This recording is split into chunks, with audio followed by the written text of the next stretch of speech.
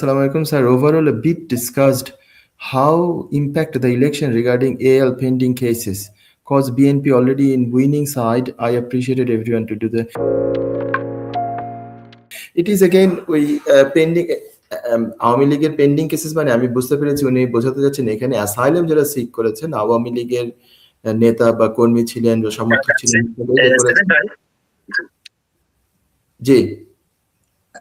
হয়তো কোন একটা মোবাইল থেকে আবার ঢুকতে চাইছিলাম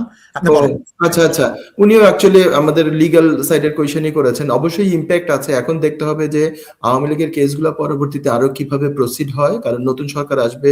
ইন্টারিম গভর্নমেন্টের হয়তো এক ধরনের পলিসি ছিল আর আমাদের যে নতুন গভর্নমেন্ট আসবে বিএনপির গভর্নমেন্ট আসবে বা তারেক সাহেব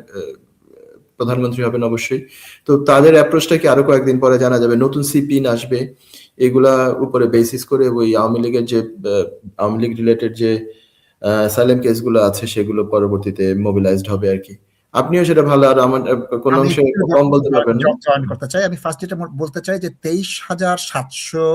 জামাত বিএনপি হেফাজত খেলাফত গণ অধিকার পরিষদের মামলা উইথড্র করার প্রস্তাব এসেছে 2 মাসের মধ্যে মামলাগুলো উইথড্র হয়ে যাবে 40টা মিটিং করেছে এই বোর্ড এটার ইম্প্যাক্ট পড়বে জামাত বিএনপির অ্যাসাইলামের উপরে এবং জামাত বিরোধী দল বিএনপি ক্ষমতাসীন দল এফেক্ট পড়বে নতুন 3টা সিপিন আসবে